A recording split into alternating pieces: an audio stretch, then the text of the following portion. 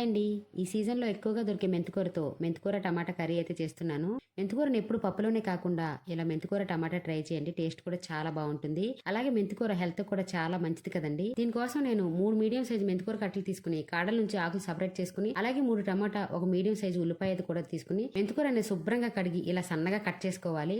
3 మెంతికూర కట్లకి 3 medium size టమాటాలు correct గా సరిపోతాయండి. ఇప్పుడు స్టవ్ మీద బాండీ పెట్టుకుని 2 టేబుల్ స్పూన్ల ఆయిల్ వేసి, ఆయిల్ హీట్ అయింది అనుకున్నప్పుడు 1 టీ స్పూన్ ఆవాలు, 4-5 వెల్లుల్లి, ఒక 2 ఎండుమిర్చిని కట్ చేసుకుని వేసుకుని, అలాగే కొంచెం కరివేపాకు వేసుకుని ఇవన్నీ వేగాక ఒక మీడియం సైజ్ ఉల్లిపాయని కట్ చేసుకుని వేసుకోవాలండి.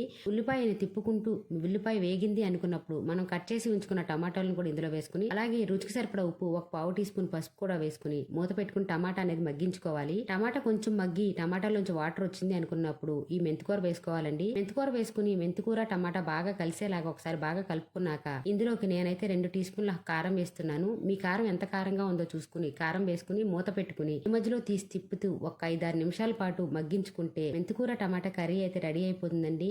హెల్దీ అండ్ టేస్టీ మెంతికూర టమాటాని మీరు కూడా తప్పకుండా ట్రై చేయండి.